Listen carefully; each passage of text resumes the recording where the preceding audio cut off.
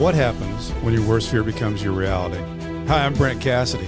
Welcome to the Nightmare Success In and Out podcast, where we explore how to overcome your fears and nightmares and set yourself free. We're going to be exploring this topic with guys I was in Leavenworth with and others who survived their own nightmare. These stories can be inspiring, sometimes sad. There's some humor, but hopefully you can come away with a nugget of something that'll help you knock down some of the prisons you built up in your own mind. Welcome back, Nightmare Success In and Out listeners. We have a very interesting guest today. I first want to give a shout out to Greg Churin, who's an old fraternity brother from the Phi Delta Theta down at Mizzou, and he's down in Arkansas. And he came across and knows my guest, but there was a article that was written in Outside Business Journal, but it was generated by Andrew Gibbs-Dabney, who's the founder CEO of Lives In Designs. And what spurred all this was Andrew went to prison in 2011, and and he'll explain all this, but it was caused by a colleague's Oxycontin haze of owing some money to some bad people and kind of being at the wrong place, wrong time, all these things hazy, and he robbed a liquor store. Going forward, as we always talk about on this podcast is, what happens when your worst fear becomes your reality? Well, after prison, how do you adapt? How do you survive? Well, Andrew went out, he got his bachelor's degree, he got married to the love of his life, had 2 kids, and started a really cool company that he's passionate about. And what happened with this LinkedIn post, there was a guy that he was looking to be an investor to help grow the company, and he backed out. He backed out because he went the background check, easy, and say, hey, I'm not good with that. That's every guy's fear in the world of business and being an ex-felon. What was really interesting about how Andrew handled this is he just said, hey, that's it. I'm not going to let them use that leverage against me anymore. I'm going out front with it. And he posted this really cool, honest, authentic post on LinkedIn. And he talks about the intrepidation of about a week going by and not letting that publish button go. And he finally posted it, and he got a tidal wave of support. He's got new investors now saying because of what he said in his post, he wants and they want to be investors. That then generated the Outside Business Journal, wrote a really cool piece. All this came to me through Greg. Greg and I connected, and then I was able to connect with Andrew. Andrew, I'm really happy to have you on and you to tell your story. Andrew Gibbs-Dabney, welcome. Thank you. Thanks for the nice intro, and I'm really happy to be here. Appreciate it. Andrew and I had some issues yesterday. This is round 2 for us. We were trying to do our deal. I usually link up if somebody's not in town through Zoom so we can see each other while we're talking, and we couldn't quite get our internet thing to work. But today, all's well. Nothing's ever easy, right, Andrew? No, when you need stable internet, that's when it decides to become very unreliable. Yeah, it's like a bad, mad girlfriend that you used to know, and she comes and ruins the party. So, Andrew, your story is interesting from a lot of different aspects, but take us back a little bit to where you were as a kid. Was it a normal childhood? What were your interests? Mom, dad, siblings? How did all that shake out for you?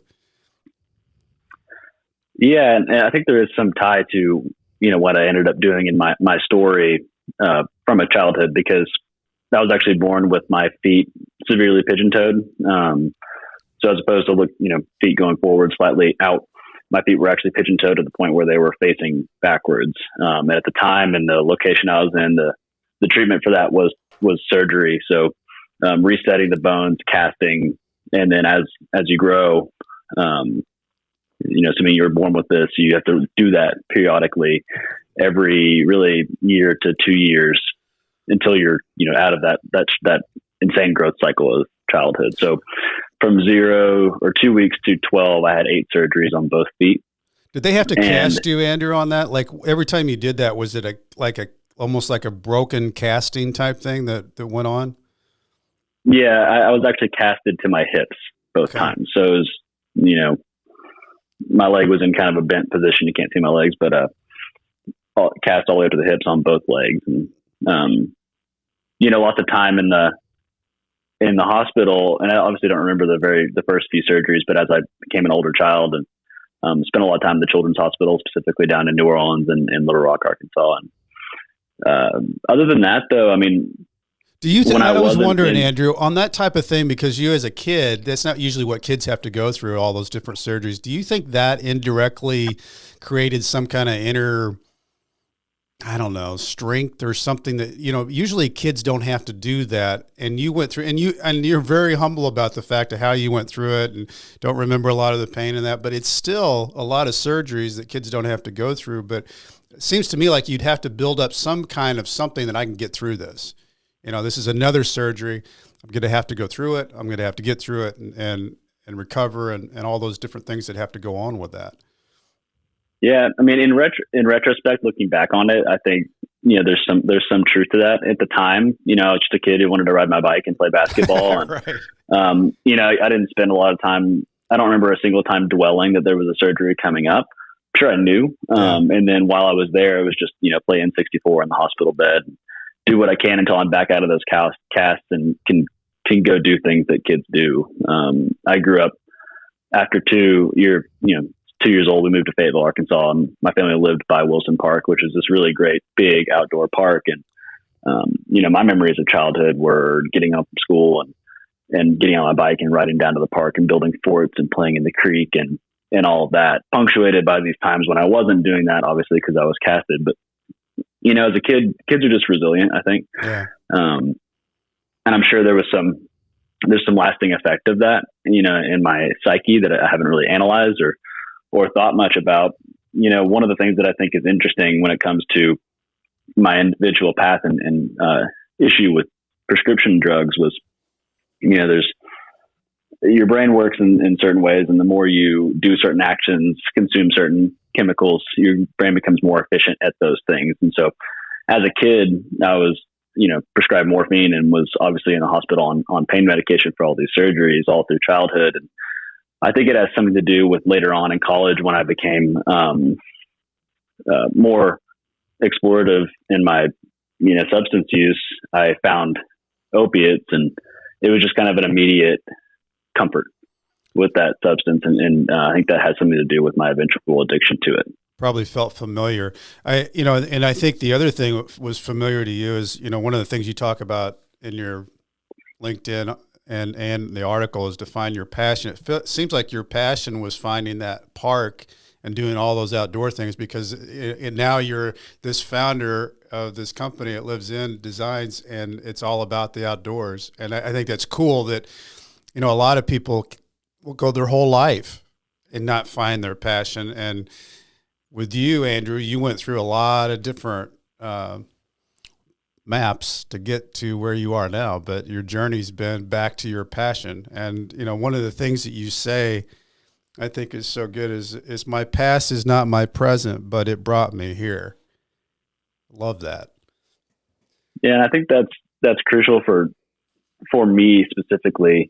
And I'm hoping, as I shared this LinkedIn post, I didn't have necessarily a big altruistic goal with it. It was, like you said, I wanted to bring my past to my present. I wanted to do it on my terms. But I think that's true of a lot of people that have any sort of criminal or conviction background, is that experience formed who they are today, but it's not necessarily who they are. And so it's hard to have something that was such a big event in someone's life, and specifically in my life, so big and such a big experience, that you then kind of closet or table or put away and then don't speak about. Because while it's not the thing that you are today, it obviously had a big effect on you, and you wouldn't really do that about other events in your life or things just because they're more socially acceptable to talk about. And so I agree. And I think the other thing, Andrew, about that is that, and I think you probably felt this also, is somehow it's taking back a little bit of that power of your story, so that your story can't be used against you. You own it, and you're telling it the way that your narrative.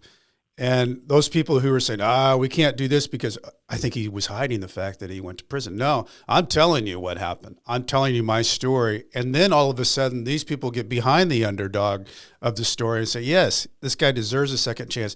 I think that happens so little because of the courage that it takes, because you hitting the publish button was, does this kill my company?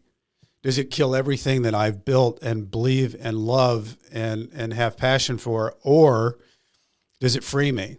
And, a lot of what we talk about on all these different stories is, how do you get through your nightmare to finally set yourself free? A lot of it is stepping into the fear. A lot of it is going ahead and hitting that publish button. And, I've jumped ahead of us, but going back into what brought you to that point, you go in, you're a kid, your parents, I think you had said, split up at some point. And so you had, did they live on opposite sides of that park? Yeah. So I think when I was 6 years old, my parents split up, but I mean, it wasn't nasty or anything like that. And they ended up moving to different sides of the same park.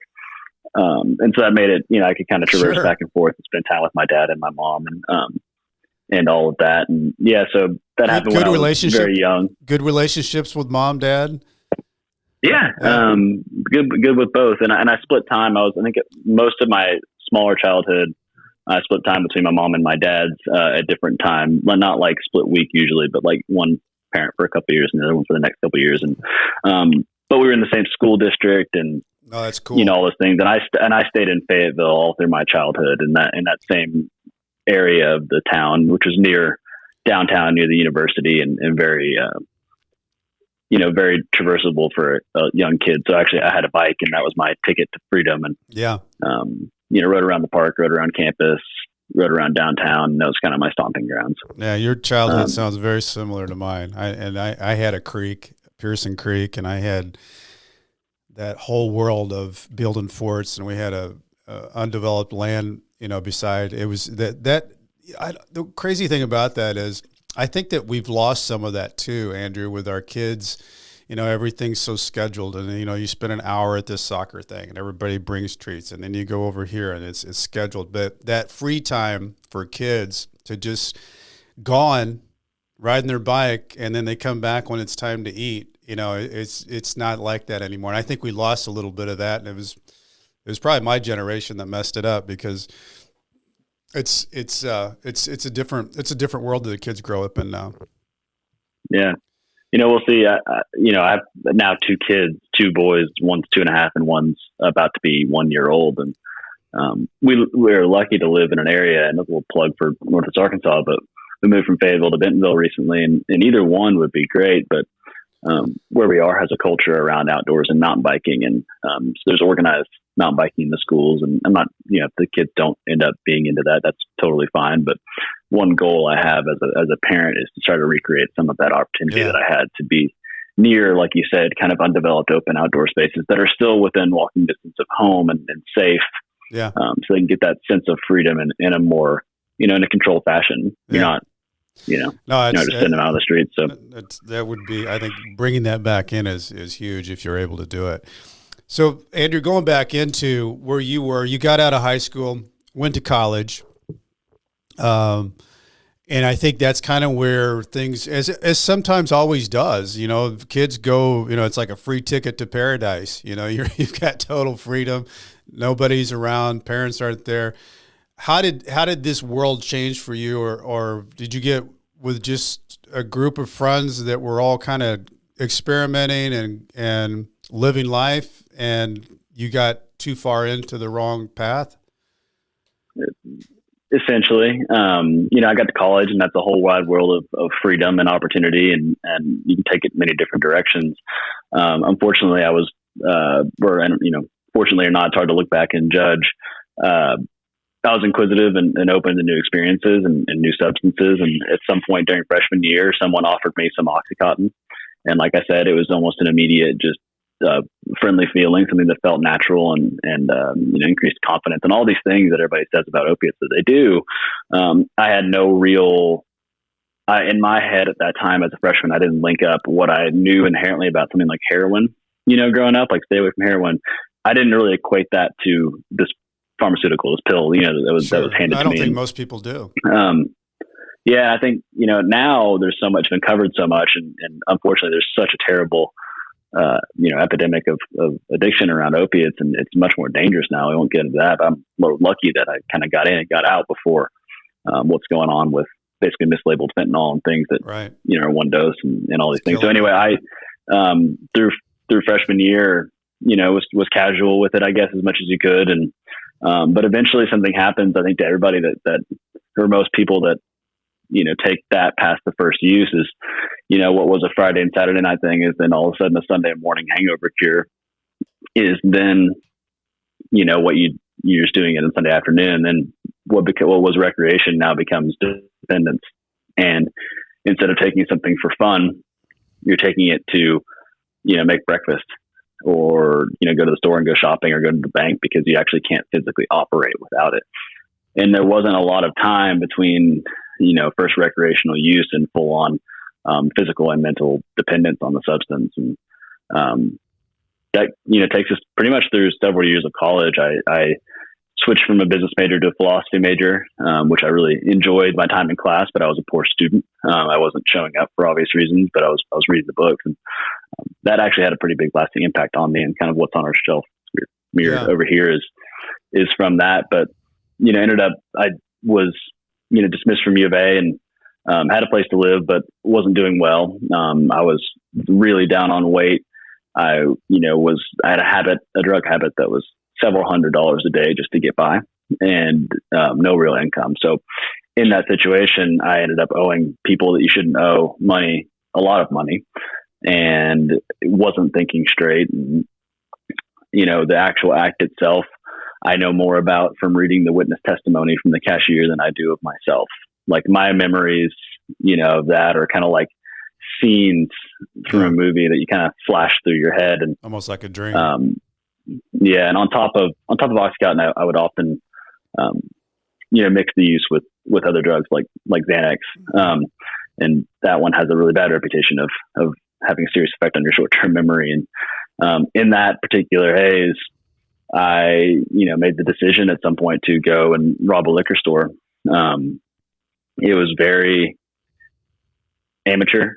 I was wearing a motorcycle helmet. I think I was browsing the wine section for over 15 minutes, like presumably working up the courage, but I don't remember that real thought process. Asked for what was in the register, not demanded. I think I said, please. I left on a motorcycle, and, just the whole thing was amateur, was stupid, was nonviolent. And I think a lot of that is why I ended up getting the second chance that I got. The facts of the case supported that you really young were idiot on drugs, not a sophisticated criminal or someone with menace or malice in their heart. And I regret it. Well, Andrew, I was going to ask you, how did you took off on this motorcycle, knowing, I'm sure the adrenaline rush was, oh my God, I just robbed a liquor store, which you'd never done before. What did you go and do after that? I don't really recall the ride home. I don't really recall what I did that night. What I did the next day was bought some drugs, and went camping. So that was kind of my default. Throughout all of this, I've been an outdoor enthusiast, so whether a drug addict or not. I was actually out. Escape. Yeah. Right. And so I was actually out in the woods and had set up camp and was sitting by the fire. And I said I'd cell service where I was. And someone called me and said, "Hey, did you rob a liquor store?" In the moment, I was like, "No." And that kind of speaks to the haze of the way these drugs treat people. And people, it's hard to. Yeah. You just need to know this if someone that your loved one is in this state. They're not looking back on what they did and framing things. They're not recollecting. They're not, what's the word I'm looking for? They're not processing emotions. In that moment, I didn't remember it. Like I didn't realize why, how I'd gotten to the point where I was. And I was like, no. And then I thought, and I was like, oh shit. And then they said, "Hey, I see your picture in the paper." And that got me to pack up camp and head back to town and start down the path of clearing this thing up. So did it come, I can't remember how the story went. If they came to you and busted in and said, you know, and arrested you because they had you on camera, or did you go to them and say, hey, I got to clear this up. I think I robbed a liquor store. What happened on that? So it's somewhere in between. So I went to at 8 a.m. when they opened. I went to the police department the next day and walked in and said, hey, my picture's in the paper. I'd like to clear this up. I don't know what my game plan was at that time. I'd also, you know, as I said, to function normally, you have to be a little bit, you have to have some substance use. So I was at that point, yes. And, you know, didn't have a game plan, but as soon as I walked in, they did the good cop, bad cop thing, really cold room. Let's get you some breakfast. They'll, you know, just started asking me all these questions. And I realized pretty quickly I needed a lawyer. You know, obviously people, you know, I did the thing, right? So like, I realized that in that moment I did have some clarity and was like, okay, I needed to get some help. So I was actually allowed to leave and walk out without an admission of anything at that point with my lawyer. I phone called him but really what I think they were doing was trying to see what I was going to do. So I went home and I don't remember, at some point that afternoon, my house was raided. So, you know, knocked on the door with so you got a little bit of both. With shotguns and SWAT gear and all that kind of stuff. And so I got a little bit of both, and they arrested me at that point. What that was Andrew, a fairly traumatic experience. I'm sure it was. So can you walk us through that? Cause I mean, that would have been something that you'd never happen in your lifetime. What was it busted? I mean, it wasn't, they didn't bust the door down. They knocked and I saw them and I said, and the only thing that was actually most traumatic to me at that point was my dog. Very friendly, but obviously when you have 15 people in full body armor coming in, she was in the corner barking, and I was just terrified that they would shoot the dog. So that was actually the more traumatic part was saying, hey, let me control her. She's nice. She's a lab. Like, she's not going to hurt anybody. So let me get her and put her like out back.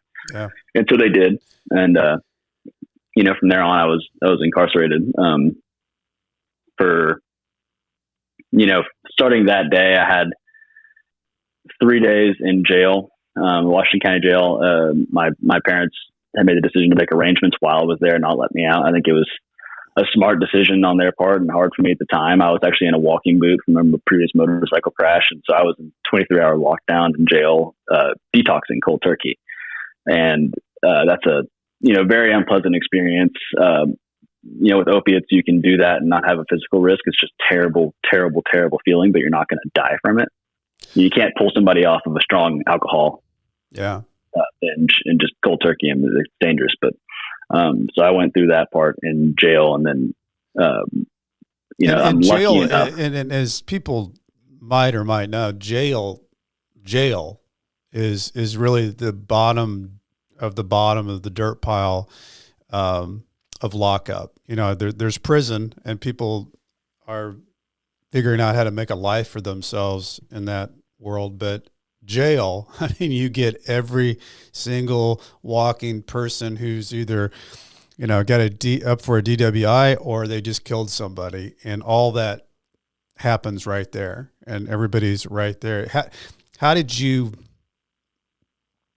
feel or adapt to that world going in? Because it's a very unsteady world that you're entering when you do that. Yeah. And, you know, I didn't have any experience with that really. And my first jail experience was solitary, like I said, cause I had a walking boot and I had an injured foot. Mm-hmm. I wasn't put into general population. I was putting into a lockdown wing. So, you know, one cell, one person, 23 hours, 1 hour out to make a phone call or whatever to kind of walk around, but I couldn't walk. And so, more than anything, I was just suffering through withdrawals in those 3 days, and not being able to eat, not being able to sleep, you know, skin crawling, the whole shebang. And, so I didn't have to, luckily I wasn't doing that in general population with a bunch of other people. Yeah. I'm sure there would have been some sympathy among the inmates, but you know, who knows? There is. There's usually a couple of people who want to help you out.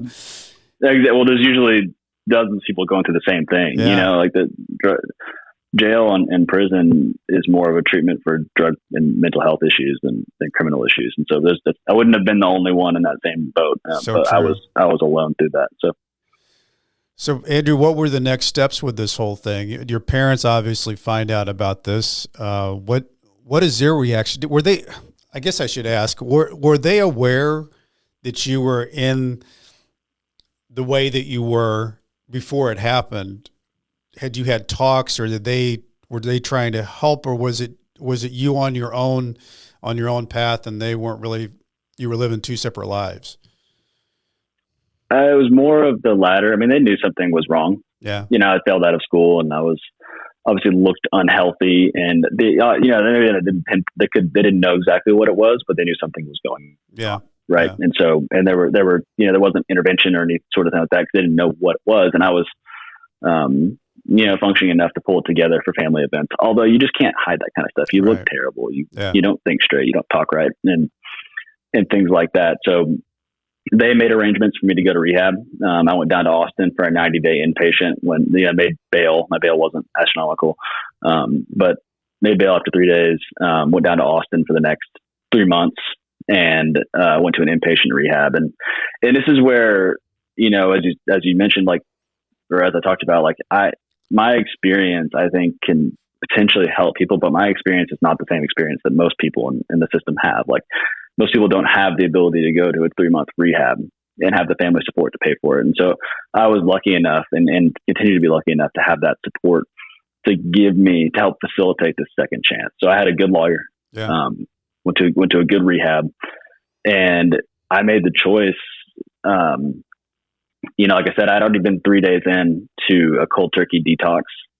And when you go to rehab, they offer you can go through a medicated detox to kind of bring you down softly, so you don't have to go through all that pain. And I made the choice to forego the 7-day chemical detox and go straight into rehab. And my thought process at the time, and this is when things started to become clear, even though it was still much of a haze, was, there's consequences to what I'm doing. I'm looking at it. At the time, I was looking at 40, I was charged with aggravated robbery. That's 40 years to life, class Y felony. So I was looking at minimum 40.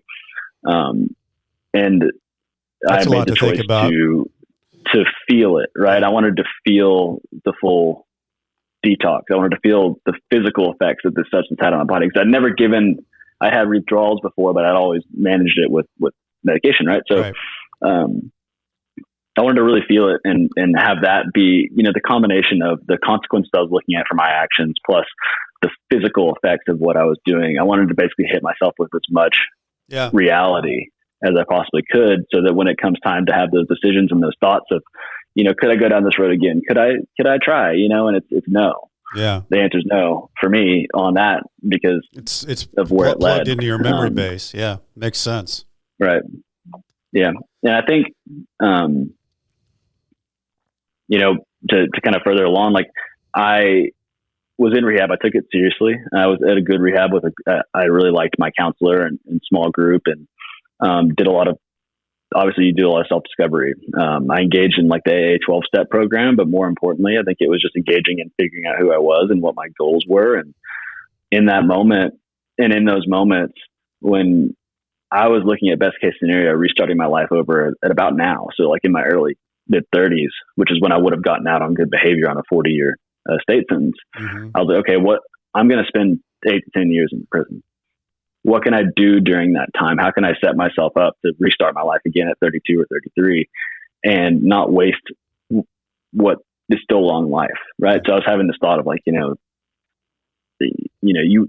to burn 10 years, but really burn's a bad word. Like you said, people in prison figure out how to make a life there. Yeah. I didn't know that at the time. Right. And it's a terrible thing. I think I wrote this in the post. It's completely awful. It takes away your freedom. Yeah. It does all these things, but also, people try to make the best of it. Yeah. You try to create a comfortable zone for yourself. You have a small group of people you interact with. And in my experience in prison, I should say it's up front, was not typical either. I was only in general population for a week. Before I went to a boot camp. So I went from 3 months in jail at Washington County to a week in general population. And really, I say general population for the first 4 or 5, I can't remember if it's 4 or 5, but the first several days of that was solitary again and processing while they were waiting to put me in my unit. Yeah.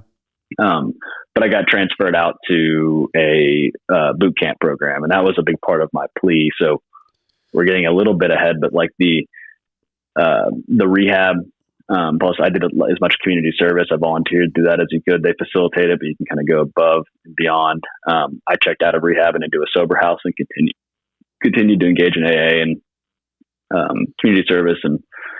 And at the time, was calling all family, friends, and people that knew me for who I was and saying, "Hey, will you write me a letter? Yeah. Will you talk about me Support. and say, this person deserves," they call them character letters. And so I gathered up almost 20 of those from some people in the community, including law enforcement, friends of the family, people that knew me for who I was and would vouch. And so we went back to the judge, with my lawyer and said, "Look, first offense, I've gotten clean and sober. I've been on the right path now for I think it was 4 or 5 months at that point. Here's all these character letters. Here's my plan for when I get out. I'm going to land at my parents' house. I'm going to get back into school. I'm going to do all these things. I'm going to restart my life." And the judge, once again, I think this is a privileged position of what I look like and who I am, and the ability to present this kind of case, did the right thing in that moment. And obviously I'm biased, but I think that he looked at the facts and said, "This is obviously very serious. You're going to do some time." He gave me a 10-year, he pled it down to theft of property, different class of felony. It was 20 years with 10 years suspended. And so in Arkansas at the time, if you had 10 years for a nonviolent crime, which I was nonviolent, you can go to boot camp.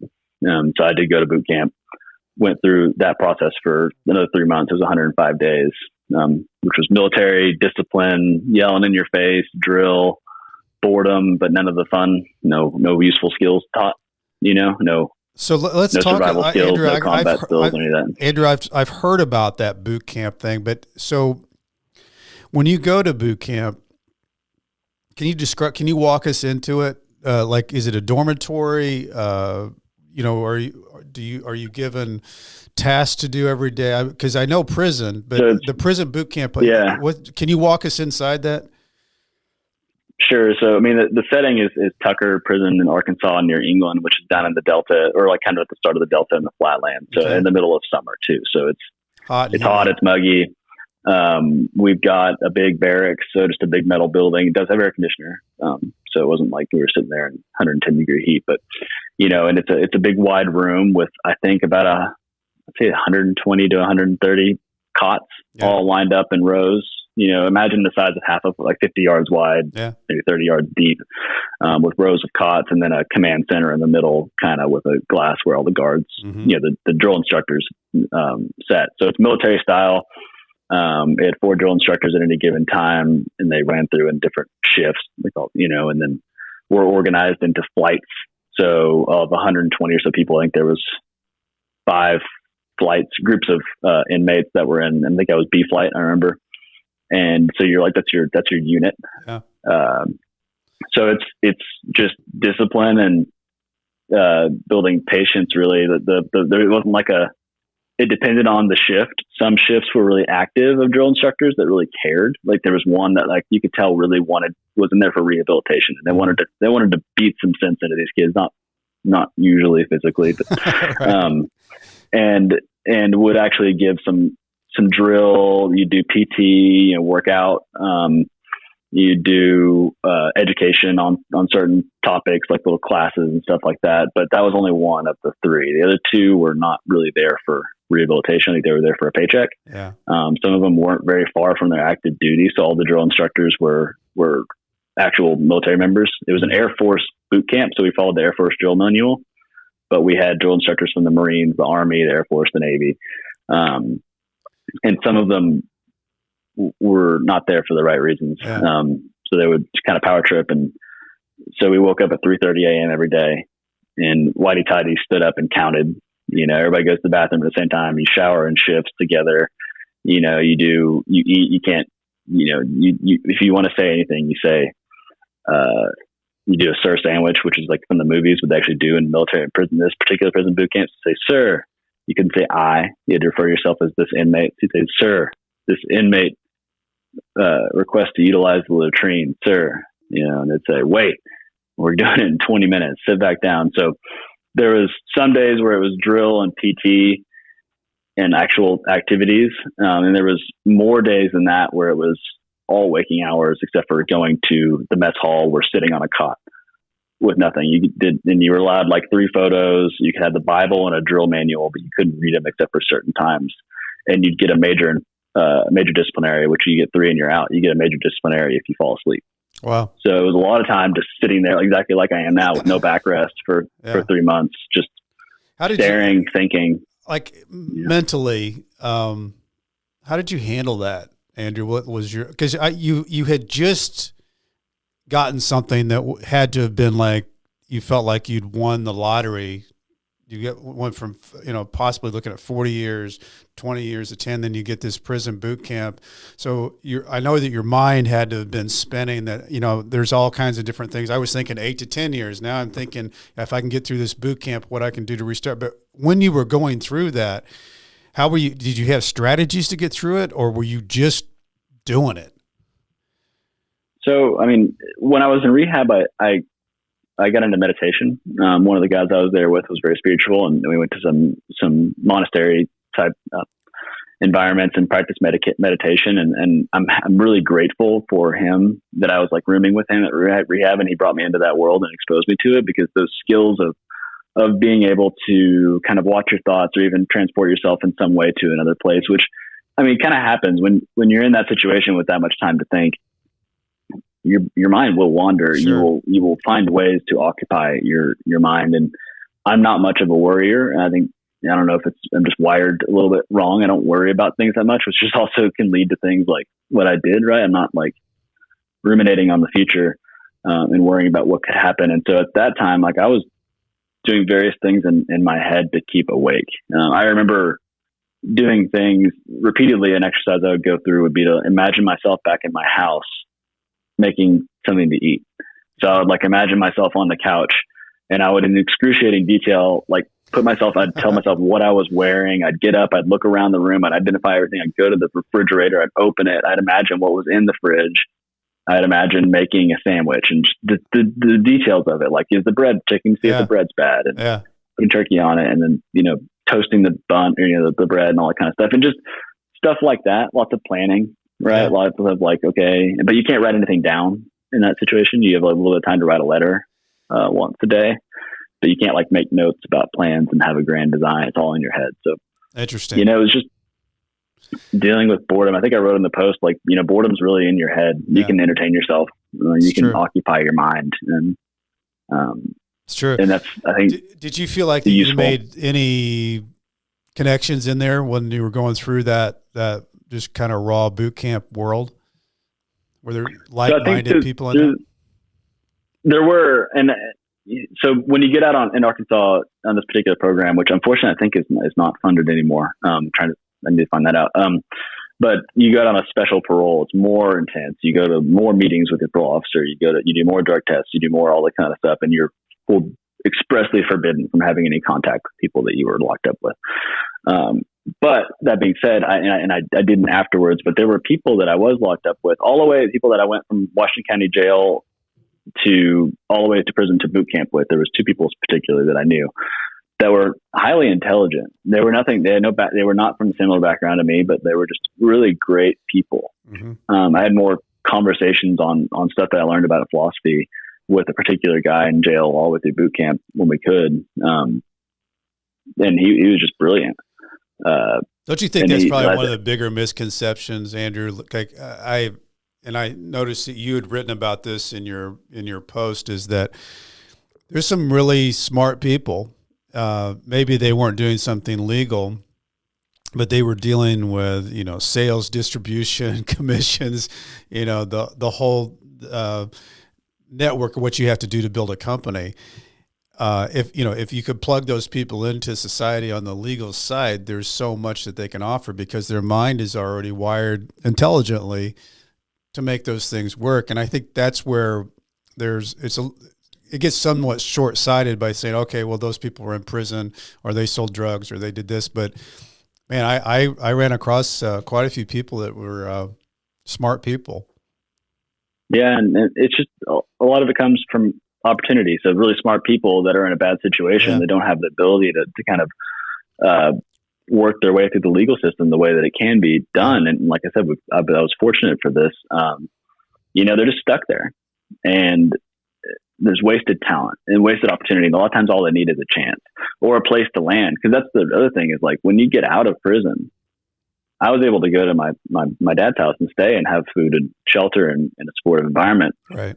A lot of people get picked up by somebody who hands them a joint. Yeah. You know, and I'm not saying like weed's going to send you back to prison, but like that's the environment. They're going back right into the environment that led them there in the first place. They're going to have a hard time, finding a place to live. People won't rent to ex-felons. They won't give a job to an ex-felon. So that's the other thing I noticed in your post. You brought a lot of people out that wanted to talk about what they did for ex-felons. I remember there was one guy that said, we make it a point in our company to hire ex-felons and we don't ask about their background. There was a lot of people that came forward. And I think, by doing what you did with your post, it allows people to express themselves on things that they're trying to do to help. Whereas if it's not ever expressed out there, it all kind of is under the covers and you don't really know about it. But I want to go back to, Andrew, with going through getting close to knowing you're getting out. What's going through your head? I mean, everybody knows this inherently, I think, understandably, but time is relative. It's very true. So like your experience of time has a lot to do with your situation. And 105 days in that situation felt like so much longer than it was. And so as you get closer to the end, there's some things that happen. Like when you get out of prison, there's things you have to do. There's forms you have to fill out. There's like, you have to test yourself for like HIV and all these things, there's a process to get out of prison. So like those things started. And that's when it started to feel really real, even though it was like 15 days out, right? 2 days. And then really what I was worried about is I had just by nature of being, even on good behavior in boot camp, I had several of those major disciplinaries, right? I had to go to review with 3 to say, please don't kick me out of boot camp. Because if you get 3, you're kicked out, you go back to general population, you serve all your time. You don't get a second chance at this boot camp thing. Okay. And so I was already on like, don't screw up. And none of it was bad. It was like, I was washing the windows because I was told to on the outside of the barracks as part of the chores, but then they called count, and they called count, and I was outside the building, which is like a serious violation. I was ordered to do it. Right. So I was ordered to do it, but the superior officer of the guy who ordered it to me didn't. So I got him. It's stuff like that. I had smiled in drill because the guy next to me was like singing like Creed on the like the chant, what we call the cadence song. Yeah. He was just making it a big show, and I smiled and got a major discipline. So my point was, I was already on like thin ice to get kicked out, and there's 2 weeks left. So I was more thinking about like, don't breathe wrong. Right. Don't fart when a drill instructor walks by, because that actually can get you in trouble. Like there's just dumb stuff. So like, I was just like, okay, do not screw it up. Don't mess it up. Like this is 2 more weeks. You can do this. And there's probably an experience. I've never really talked to anybody about this, but I'm sure it's common, is that like when I was getting out, like being discharged, you go through this whole process, right? You get your clothes back. My parents I didn't have clothes because I came from jail, but like my parents brought me stuff to put on. I put on street clothes for the first time, which just felt amazing. Even though it was the weirdest selection of clothes my parents could have brought me, like things I hadn't worn since like 8th grade. But anyway, I was in street clothes, and it did not become real until we were off the prison ground. Yeah. Like I walked out the first gate, I'm like, okay, they could still for some reason, I didn't know what, but I was sure they were going to pull me back in for some clerical error or something, and be like, you're do it. So the second gate, and then we got like walking the parking lot. I'm like, oh my God, but there's still a tower right there. Get in the car. It wasn't until we drove all the way off to the prison farm, all the way off the farm and onto a highway, that I like took a breath out. Yeah. Like it didn't feel real until I was off prison property. Yeah. Like it felt like at any point they could just bring me back. So anyway, well, let's talk about Andrew. You get back into life. You've done your time at this boot camp, and I've heard about these boot camps. There's nothing easy about these boot camps, and they make it hard on purpose because they're giving you less time. So they're going to haze you to see if you can make it. But it seems like that you didn't want to waste any time when you got out. What was going through your mind as far as your plan and what you were doing and what you were thinking at that point? Yeah, part of what had happened to me over the course of that time was a lot of self-reflection and planning. And it actually ties a lot into the brand that I've built, the values that were built on, but I didn't know it at the time. And it was this idea that, which is a Swedish name, right? A Swedish, it stands for, I wrote it It down. stands for one who lives. It lives mutate, and it stands for one who lives life fully. There and it is. That There it is. and this idea that like I didn't want to waste time. Like time is precious. The only thing you can't get back. Life is short, and so you look back and you get this advice from people, and in prison you get lots of advice from people, Sure. whether it's solicited or not. And you always hear, you never look back and miss the, like when you're on your deathbed, you're not going to think about the things you owned. You're going to think about the people you knew and the experiences you had. And so to me, I took that to heart and thought, you can't get through life not acquiring things or managing things, but I wanted to have an experience filled life in the outdoors with friends and with family.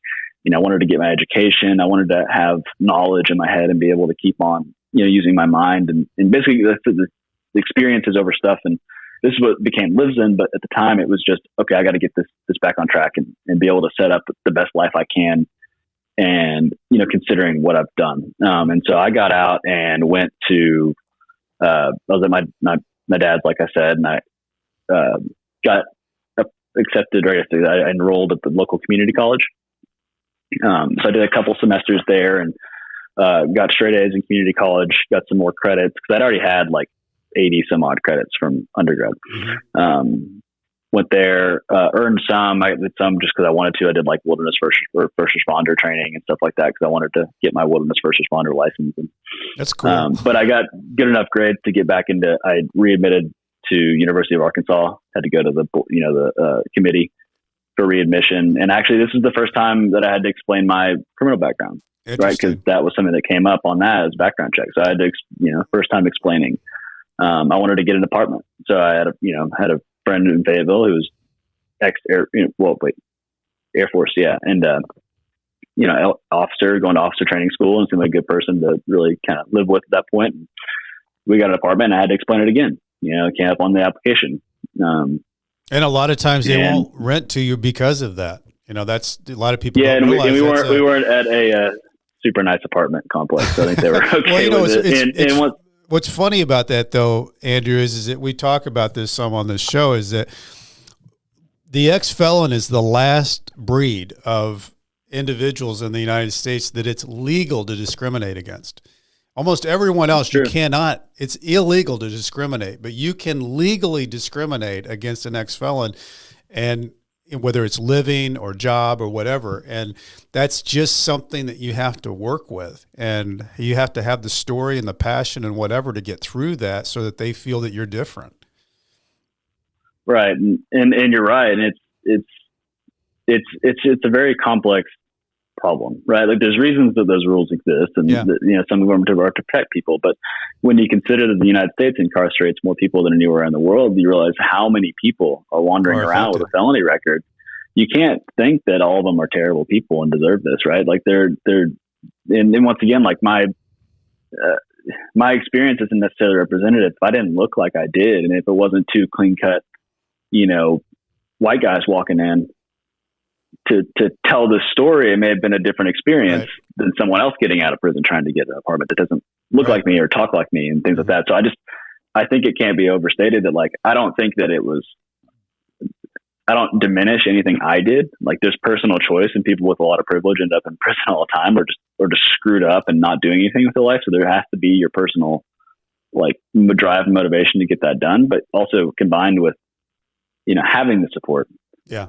That some of you don't have, like it made my story possible. So I don't want to harp on that, but it just, as people want to tell my story as part of like a diversity, equity, and inclusion conversation, I always want to point out, like, it's great if we can shed awareness on what you just said, that ex-felons can be discriminated against, that there should be more opportunity, that it shouldn't be set up to put someone back in prison, because it is. Yeah. That's great. But I don't want my story to be told to a bunch of people that grew up in, the worst conditions in Chicago, drop right back into those conditions and say, look at this guy, he made it. Look at, use me as an example, because they're not going to get it. They're not going to say, oh, I'm just like him, I can do that too. Right.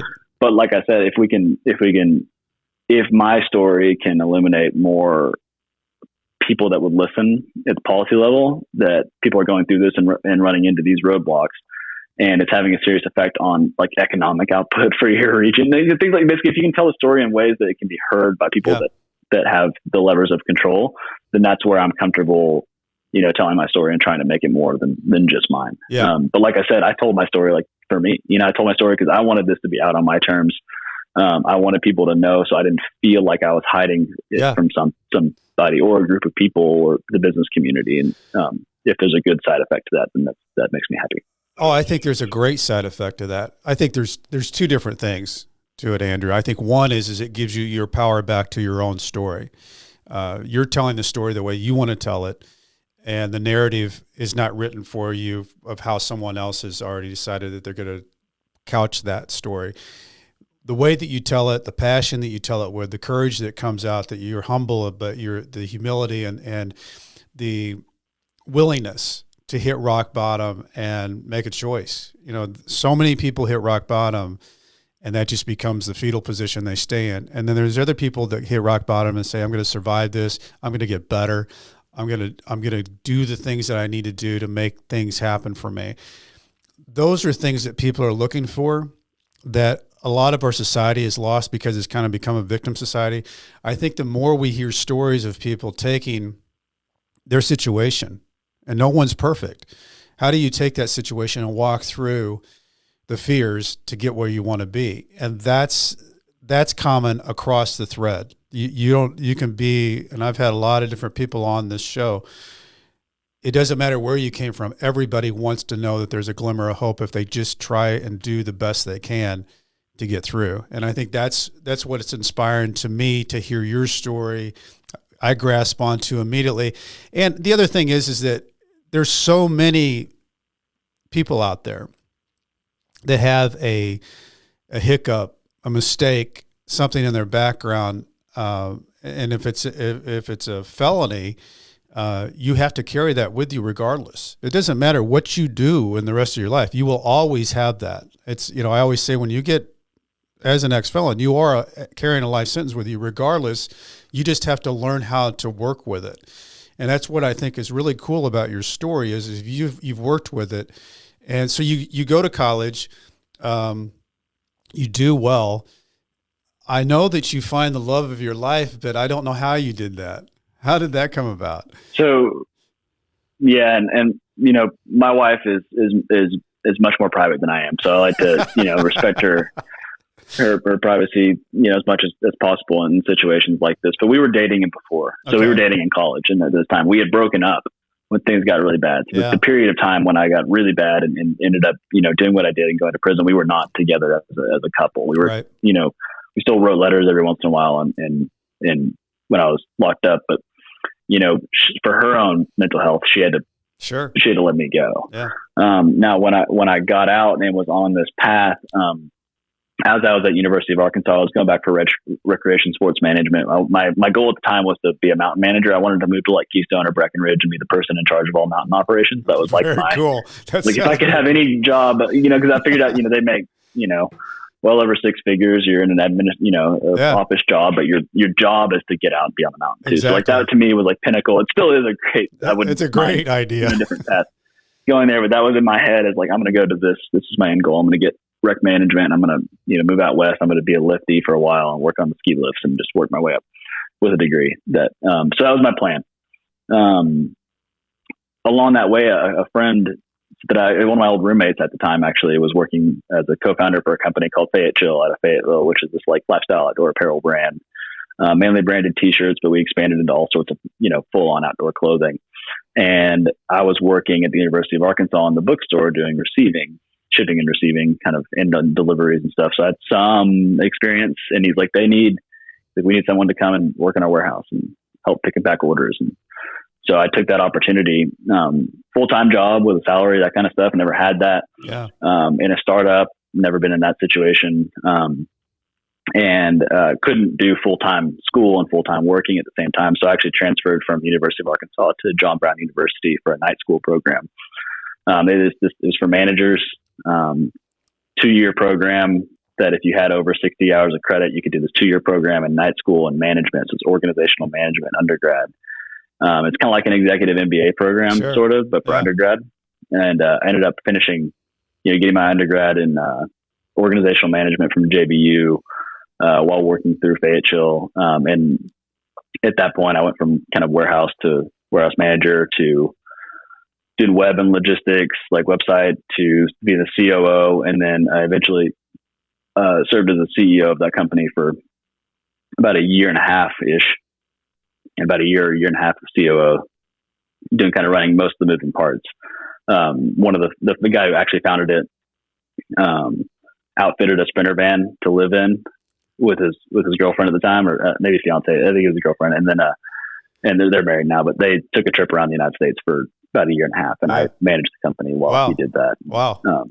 So through that point, we, my wife and I, she was living in Little Rock and doing corporate work, and we started talking again and started dating again, basically restarting a relationship. And that's a very tender process. And she decided to move back up to Northwest Arkansas and take another job up here in the big company up here. And we got married and bought a house, and I was working full time, and doing all this, and started that. I'd already started the process, but that's when things became very clear that this was in the past, and we could build something on top of this that wasn't damaged. And I still have lots of friends in Fayetteville. Like I said, I wasn't actually like a sleazy. You can't be a great person when you go through all that, but I wasn't an asshole. Right. I still had friends. I didn't burn all my bridges. There's obviously, I changed my phone number when I got out, and there was a whole group of people I did not contact again. Yeah. But there was a whole group of people from college that were from high school, that I still knew and still really close with to this day. And so we had a social group, and still do. And we're only 20 minutes north of Fayetteville now in Bentonville. So, So when you got started with the idea of Lives In, because you had been in a startup, I guess that probably helped you understand what the steps were that needed to happen for you to become a founder, CEO of your own brand. It was like an MBA, and it's what my dad told me when I was working there. He's like, it doesn't matter if you don't get paid a lot, you're getting a real world MBA, right? Like, there's nothing better than being a part of a business that's growing, to learn how to do it on your own terms. And a lot of that experience led to learnings that influence what I'm doing today. And it's just like, you learn about hiring people, and you learn about, how to onboard employees, and you learn about, how to set up a structure and responsibilities and roles. And because I've seen it go wrong, right? You do the wrong things several times. You kind of have an idea about how to do it right. And we've done all of our own new wrong things that Lives In based on new paths, but we've avoided a lot of the things that I think that we went through there that were just young company problems that everybody has. But I was able to kind of ride along and deal with and manage, but without the added burden of being the owner. And I have a lot of empathy towards that individual now, having now gone through it myself and being on the kind of side of where everything's on you. Absolutely. Whereas I was CEO for a group of owners, it's somewhat different, it's nuanced, but it's a different level of responsibility.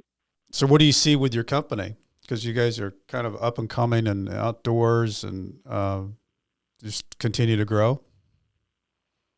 Yeah. I mean, one thing I learned, and maybe it has something to do with my experience through all the legal stuff too, is that the foundation you build upon is the most important thing. Yeah. So, when I started this, it was very much like I raised some capital, and it was, I'm not going to go push sales this year. It was, I'm going to build a foundation. We're going to build the brand, the visual brand, but also more importantly, like what it means and why we're doing what we're doing, and build a really solid product and wait until that product is good before we go to launch, so that we don't ruin the launch with a subpar product. Because where we're going and what our plan is to be the best in the industry, not second best, not not middle market or lower pack. I mean, so the way you build something for that kind of reputation is different. And so I spent a lot of time on the foundation, and so now we're growing fast. That foundation's strong, and I feel like we're ready to. We're putting gas on it. So. I can tell that things are moving quick. The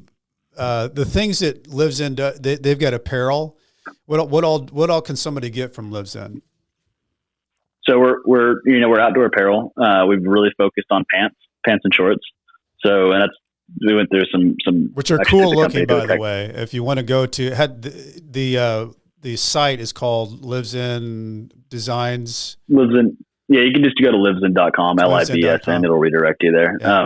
Cool stuff, though. So yeah, I mean, like we do pants. We do, and our whole goal and everything about Lives In is based on this idea of creating products for this Lives Nutara, this person who lives life fully. And so, like, if you are going to chase an experience-filled life in the outdoors, what are you wearing? What are you buying? What are the things that facilitate that kind of life? And that's the clothes we make. And so we started with pants more from a passion project for me, because I just I couldn't have pants that fit well, that kind of did what I wanted them to do at the same time. And so we focused on a really tailored fit, good durable materials, very sustainable. So everything we do is designed to be repaired. It's designed to be repairable. It's designed to be tough. It's all organic cotton, recycled polyester, recycled nylon. So everything is environmentally friendly. We don't do plastic packaging. It's all roll packed with paper. We do everything we can to build a company the right way, and build a product, and then care for that product all the way to its end of life. So, like, we just basically had this idea that once we sell it to you, it's not your problem anymore. It's still our problem. Like, we created that. We brought it into the world, and we used the resources to do it. We took the time and I love that energy. So we want to see it have a long service life. And once again, this is all kind of back to this philosophy of not creating low quality things, because waste is the biggest issue we have. Like, it's just, political or not, like, we're kind of destroying our home. Mm-hmm. And so it's not a lot about, like, what something's made out of in my mind. Like, sustainability is usually wrapped up in whether it's recycled or organic or whatever. It's, did anybody need it in the first place? Did something else do it just as well? Right. And then, is it made to last? Like, you can make something out of, like, I don't know how to say it, just like out of the world's worst materials, but if it lasts for a lifetime and does its job well, then that's good. Hell yeah, it's the most sustainable thing you could possibly make. Yeah, because it lasted, and then there's also a cultural side of this, and so we look for customers and people that have already made this choice. Mm-hmm. And so that's the other side of it. You have to kind of choose to not fill that niche. Yeah, to not be so consumption driven, and you have to consume. That's what I'm getting at. There's nuance to this. Like, you have to consume to be somebody. You have to own things. And so it's just like, if you're going to you swallow that pill, what can we do next? Yeah. Right. Like, you have to consume, you have to do things. So how can you do it in such a way that, and I like your idea, good for the planet, to be the best at it with and own that category. Don't try to just fit in and say that we'll be the mid-level outdoor people. We're just going to be the best and own that category, and knowing that we do what we do because this is why we do it. I like that. I like that. There's some, I guess, hubris there, but it's my point is, like, we're not going to be the best now. Like, I think we make the best pants in the industry now, but we're not, like, it takes time. It takes credibility. It takes at bats and iteration.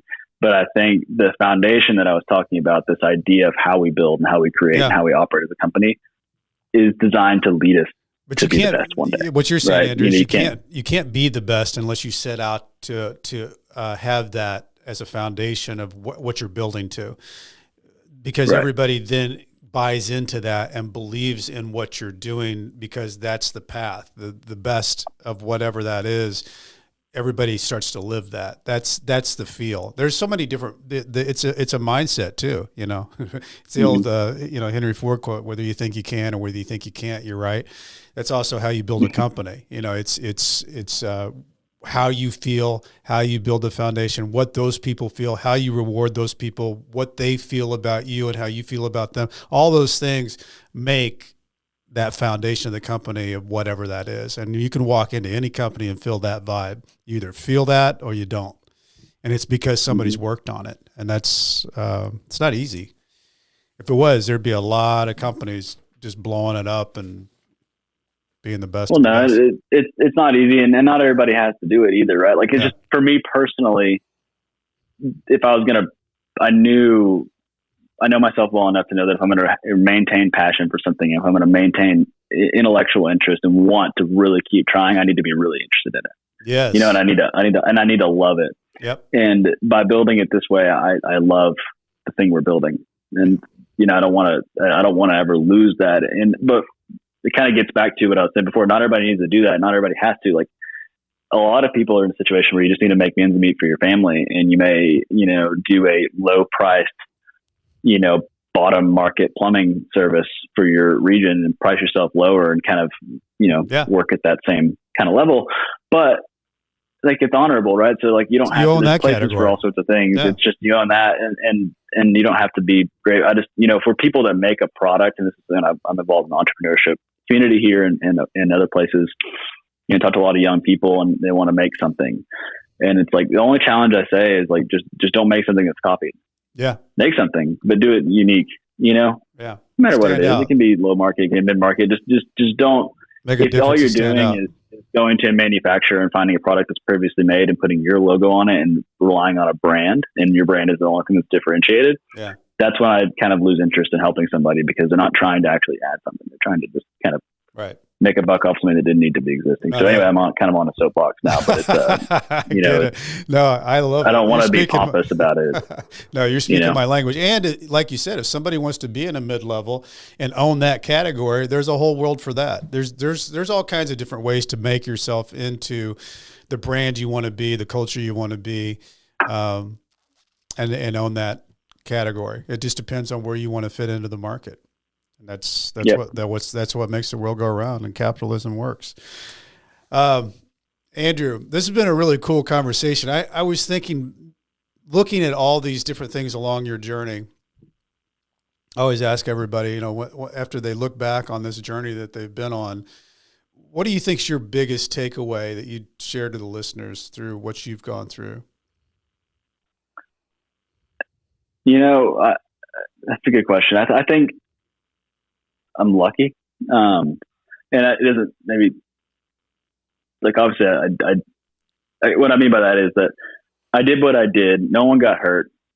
I got off in the best possible way that you could, having done something like that and being guilty of it. Right. So and that the gravity of it was so serious, in that, like I said, looking down the barrel of 40 years at the minimum, or potentially life in prison, was serious enough for me to realize that was rock bottom, right? Mm-hmm. That I had a rock bottom, that I was able to be in a situation where I could realize that and make real change off of it without anybody getting hurt, without losing so much of my life, and without losing all my friends and family and relationships. And so I think I'm lucky that I did something so serious and it didn't turn out as bad as it could have. Because I could have done, what I think about, what scares me is that if I didn't get caught. Yeah. If I was more sophisticated, if I planned that better, if I was what would have happened next if I didn't face any repercussions for what I did? So I'm lucky that I did it once, no one got hurt, and it was serious enough to enact, facilitate the kind of change that I needed. Yeah. I think that's thought provoking. And I think it also leads us back to sometimes people hitting rock bottom can find their soul, find themselves, and that becomes everything that they wanted to be. They just had to get to that point where that decision was made, and your decision was, I'm going to do whatever I've got to do to make this work for me. And you did. And you started stepping out of it. And now, I'm looking at, what you've been able to accomplish, and the cool brand that you're creating, the just avalanche of support that you've had, stepping out, controlling your story, your narrative. Just a lot of really cool stuff, Andrew. And I feel lucky I got a chance to interview you, because I think this story is going to resonate with a lot of people out there that deal with what we're talking about. What do you do when you hit it, and how do you step through it? How do you survive, and how do you adapt? And you've done that. And nothing's ever over either, is it? You always have to continue to walk and deal with whatever today presents you, but the tools of your past you can use. And that's what you continue to do is, your past doesn't define you, but it certainly helps you get through the rest of whatever we're going through. Yeah. And I guess another lesson is perspective. Yeah. Yeah, you kind of hit on it. It's like when you've kind of been through all this, when you've seen how bad it can be, it makes day-to-day challenges, and especially in business and things like that, just not seem as drastic. Right? Like things can be so much worse. So much worse. I think the perspective there helps a little bit. I wear these 3 leather bands that I had a guy that made them for me when I was at Leavenworth, and nobody really knows this. I don't even talk about it. It's just you and I talking, Andrew, with all these other people. But I look down sometimes on my wrist and think, no, today's not as bad as I think it is. This is just a day that I just need to get and grit it and make it, because there's been worse days. And there's things that you don't think about it all the time, but it is a piece of you, and it's not a bad thing. It's just a thing that I think it also steadies you, grounds you, and keeps you human and definitely humble. Because once you go through an experience like this, it definitely humbles you. Yeah, yeah, exactly. There's a whole other conversation on the prison intake system and what it does to you and all that kind of stuff. Oh, so yes, man. there's humbling experiences there. We don't need to get into it. No, but you are so right. It's a system they use that you can feel it coming off of you. You can feel your freedom, like it's like it peels off of you as you walk through the intake. It's very humbling. Yeah. Andrew, hey man, this was so cool. I want to tell everybody while we're out here, I'll do a little self-promotion. If you need a book out there, I've got one, Nightmare Success, Loyalty, Betrayal, Life Behind Bars, and Finally Getting Free. A memoir, that's me. Check it out on Amazon or Barnes & Noble. Love you guys on social media with the likes, comments. Hey, they're doing a thing with Apple. If you can give me a review, go down, scroll down the page, click on write a review. It really helps the show on promoting with Apple. If you want to find out more about what's going on with me, where I'm speaking, what I'm doing, BrentCassidy.com. Leave me a message. And as I used to say when I was communicating back and forth with my TrueLink emails while I was at Leavenworth, signing off. Stay strong, and I'll do the same. Thank you, Andrew. Thank you so much. Nightmare Success, in and out. Thanks.